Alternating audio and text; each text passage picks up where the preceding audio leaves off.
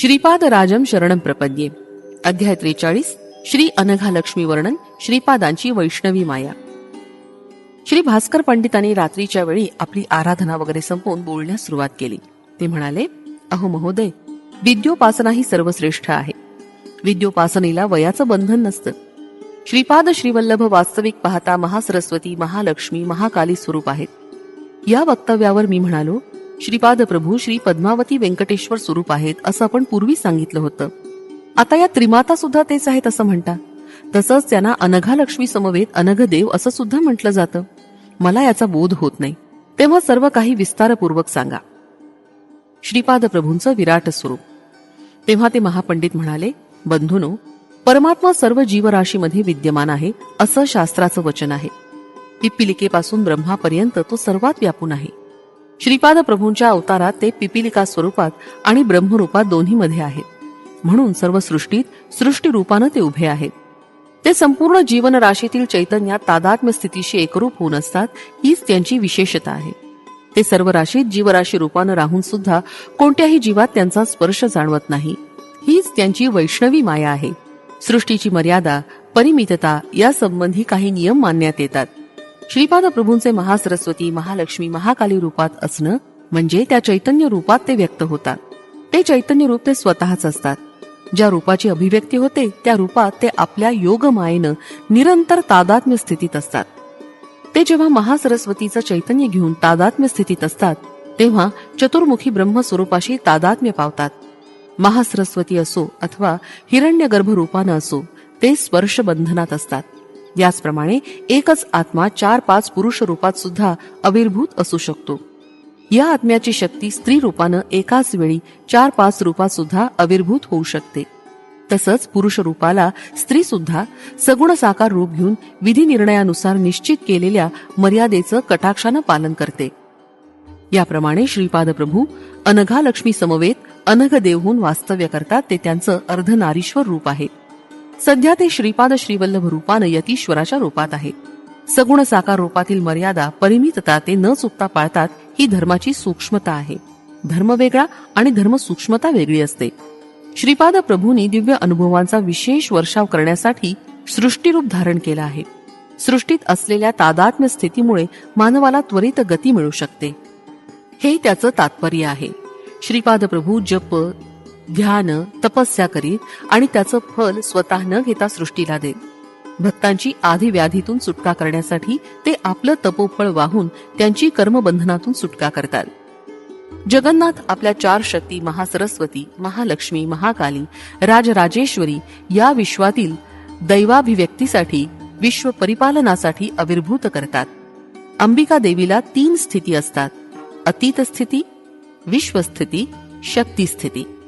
सृष्टीचं कार्य चालण्यासाठी पराशक्ती अतीत स्थितीत असते. परमात्म्यात असलेल्या अनंत सत्यांना ती आपल्यात आकर्षित करून आपल्या चैतन्यात मिसळून त्यानंतर सृष्टीत जन्म घेते. नुसतं जन्म घेऊन तिचं कार्य पूर्ण होत नाही. ती सर्व जीवांना निर्माण करून त्यांना आपल्यात घेऊन त्यांच्यात प्रवेश करून बळ देते. हा तिचा विश्वस्थायी स्वभाव आहे. व्यक्ती स्थायी असल्यानं ती मानवी व्यक्तित्वाला दिव्य प्रकृतीच्या मध्ये मध्यवर्ती अशी राहते. हेच अनघालक्ष्मी रूपात आविर्भवण्याचं रहस्य आहे. तिच्या मूलतत्वातून थोडासा अंशभाग घेऊन ती अवतार घेते. त्या अंशाच्या निर्वाहण्याचं काम पूर्ण झाल्यावर त्या अंशाला पुन्हा मूळ तत्वात आकर्षून घेते. अनघदेवाच्या संकल्पाशिवाय अनघालक्ष्मी एखादं छोटं कार्य सुद्धा करू शकत नाही. पण तीच प्रभूंचा प्रत्येक संकल्प पूर्णपणे पूर्णत्वास नेते. श्रीपाद श्रीवल्लभांच्या रूपात माता आणि पिता ही दोन्ही रूपं असल्यानं त्यांचा विशेष अनुग्रह असतो. अनघालक्ष्मीच्या मुख्यतः 3 भूमिका आहेत. पदार्थ बोलाविषयी असणारी सच्चितानंद भूमिका. या भूमिकेत या ठिकाणी अनंत अशी स्थिती, अनंत अशी शक्ती, अनंत असा दिव्य आनंद भरून असलेले लोक असतात. या भूमिकेतून या जीवाचं वर्णन करण्यास शब्द असमर्थ ठरतात. या सच्चितानंद भूमिकेत खालच्या स्थितीत परिपूर्ण असा दिव्य चैतन्य सृष्टी लोक आहे. या भूमिकेत अनघालक्ष्मीची दिव्य चैतन्य महाशक्ती असते. वेदामध्ये या विश्वाचं महाश्लोक असं वर्णन केलं आहे. या लोकातील कर्मांना अपयश नसतं. प्रत्येक प्रक्रियेत ज्ञान, शक्ती, प्रयत्न न करता परिपूर्णतेस जाते. इथं दिव्य अशा आनंदाचा अनुभव निरंतर येतो. इथं असत्य, बाधा, दुःख, पीडा यांचा संपूर्ण अभाव असतो. या भूमिकेच्या खाली एक अज्ञान भूमिका आहे. येथील जनसमुदायात अज्ञान असतं. येथील लोकांमध्ये सुद्धा मन, जीव, शरीर असतं, परंतु त्यांचा अनुभव अपरिपूर्ण, परिमित आणि वैफल्यानं युक्त असतो. राजराजेश्वरी महिमा. राजराजेश्वरी चैतन्य मातृमूर्तीमध्ये अनंतमयी करुणा ओतप्रोत भरलेली आहे. सर्व भक्तगणांना ती आपल्या बालकाप्रमाणे मानते. प्राणमयी, मनोमयी भूमिकेत अज्ञानी असणाऱ्या जीवांना असुर म्हटलं जातं. ते भित्रे, आत्मनिग्रही आणि तपस्वी असलेले अहंकारी असतात. प्राणमयी भूमिकेत अधिकारी पक्षात असलेल्यांना राक्षस म्हटलं जातं. त्यांची शक्ती अचाट असून त्यांचे भाव प्रचंड आणि तीव्र असतात. याशिवाय काही खालच्या स्तरातील निम्न प्राणमय भूमिकेत असणारे जीव असतात. त्यांना पिशाच किंवा प्रमादी असं म्हणतात. ते कोणतंही असुरी रूप आणि वेश धारण करू शकतात. खरं पाहता पिशाचही कोणी व्यक्ती असू शकत नाही. केवळ एखादी इच्छा किंवा दुराशा अपूर्ण राहिली असता ती मनाचं काल्पनिक रूप असते. राक्षसांना बलवंत अशी प्राणमयी स्थिती असते. त्यांना मन असं काही नसतं. जे दिसेल त्यालाच घट्ट पकडून धरण्याचा ते प्रयत्न करतात. काली मातेचं रूप आपणास काळ्या श्याम अशा प्राणमयी स्थितीद्वारा दिसणारं रूप असतं. काली म्हणजे विध्वंसक शक्ती असते. सर्वांना दुःखी कष्टी करून त्यांची छिन्न भिन्न अवस्था करणारी ही अज्ञानी प्रकृती शक्ती आहे. महाकाली ही उन्नत भूमिकेत असते. ती साधारणपणे सुवर्ण रूपात असते. ती राक्षसांना महाभयंकर स्वरूपात दिसते. राजराजेश्वरी विवेकाची प्रतिनिधी आहे, तर महाकाली बलशक्तीची प्रतिनिधी आहे. या मातेमध्ये विनाशाची अफाट शक्ती असते.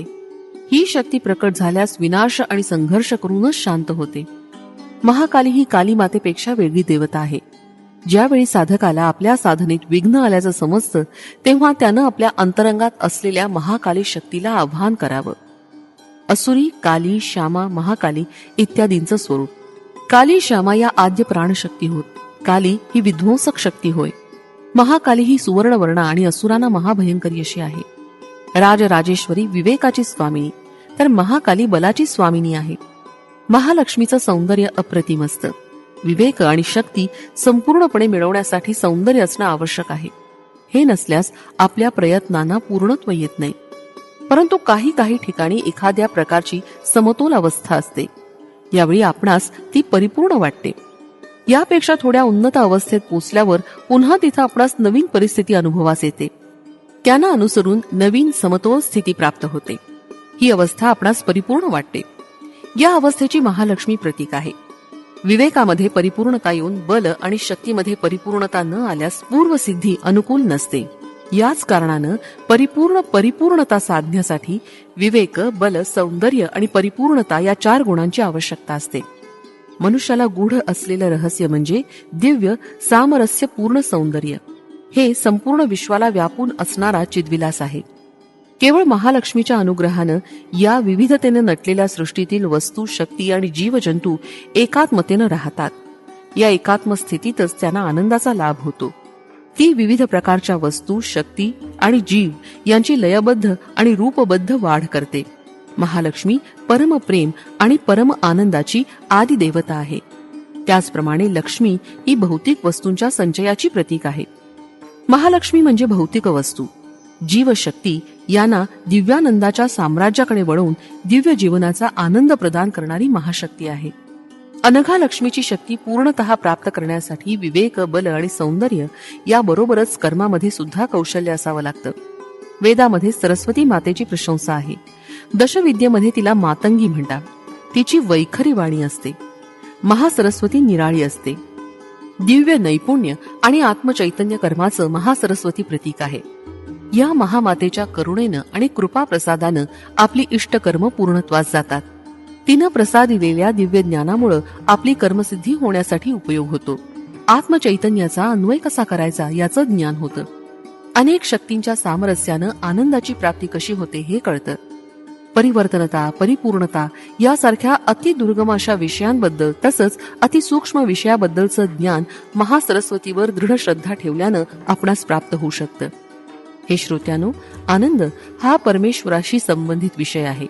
परंतु अत्युच्च आनंद हा योग्यांनाच येणारा अनुभव आहे. निरीच्छ योग्याला मिळणारा हर्ष हाच होय. सर्व जीवांना सुख आपापल्या पूर्व सुकृतानुसार प्राप्त होतं. परंतु प्रत्येक सुखाच्या मागे दुःख हे ठरलेलंच असतं. अनघा देवीच्या व्रताचं दत्त भक्तांकडून आचरण. श्री अनघा देवीचं रूप हे लक्ष्मी देवीचंच प्रतिरूप आहे. तिच्यामध्ये राजराजेश्वरी, महालक्ष्मी, महाकाली या देवतांची लक्षणं ओतप्रोत भरलेली आहेत. श्री अनघा देवीचं एक विष्णुरूपही आहे. त्याच्यात परमेश्वराची, दत्तात्रेयाची लक्षणं परिपूर्ण भरलेली आहेत. यामुळेच अनघा देवीच्या आराधनासमवेत विष्णुरूप अनघाची आराधना केल्यास सर्व फलप्राप्ती होते. अनघाष्टमी हे व्रत दत्तभक्तांना अत्यंत आदरणीय आहे. या व्रताच्या आचरणानं सर्व सुखांची प्राप्ती होते. श्रीपाद प्रभूंची महती, दत्त आराधनेचं महात्म्य. हे श्रोते हो, श्री अनघा देवीच्या समवेत असणारे अनघरूप विष्णू म्हणजे श्री श्रीपाद प्रभूंचा अवतार आहे. हे सर्वसामान्य जनांच्या भौतिक, मानसिक आणि आत्मिक चैतन्याच्या अत्यंत निकट असतात. ते सर्वगामी असून भक्तांच्या हाकेला तत्काळ धावून येतात. ते आपल्या भक्तांची आणि आश्रितांची दुःख नष्ट करून त्यांना सुखाची प्राप्ती करून देतात. दशमहाविद्यांची आराधना केल्यानं मिळणारं फळ केवळ श्रीपादांची किंवा दत्तात्रेयांची आराधना केल्यानं तत्काळ प्राप्त होतं. दुसऱ्या देवांची श्रद्धाभावानं आराधना केल्यास इष्ट फलप्राप्ती होते. परंतु श्री दत्तात्रेयांची आराधना तत्काळ फलदायिनी आहे. दत्तात्रेय हे सर्व देवांचं स्वरूप असून ते चतुर्युगातील महान अवतार आहेत. त्यांचा महाअवतार समाप्ती नसलेला असून ते अत्यंत सुलभ साध्य आहेत. श्रीपाद चरित्रामृत लीला. हे शंकर भट्टा, तू रचना करीत असलेल्या पवित्र ग्रंथाचं महापुरुष आणि महायोगी सुद्धा अध्ययन करतील. ते त्यांच्या संबंधित व्याकरणानं त्याचा अर्थ लावतील. योगसंपन्न विभूती या ग्रंथाचा अभ्यास करून ज्ञान संपादन करतील. सर्वसामान्य भक्त या ग्रंथाचं पारायण करून इहलोकीचं व परलोकीचं सुख, वैभव आणि समृद्धी प्राप्त करतील. हा अक्षर सत्य ग्रंथ असल्यानं त्यामधील प्रत्येक अक्षर हे बीजाक्षर शक्तियुक्त आहे. या ग्रंथाचं कोणत्याही भाषेत श्रद्धा भक्तियुक्त अंतःकरणानं पारायण केल्यास इष्ट फलप्राप्ती होते. हा महाग्रंथ त्या महाप्रभूंचं प्रत्यक्ष अक्षर स्वरूप आहे. श्रीपाद श्रीवल्लभांचा जय जयकार असो. फलश्रुती. अष्टैश्वर्य प्राप्तीसाठी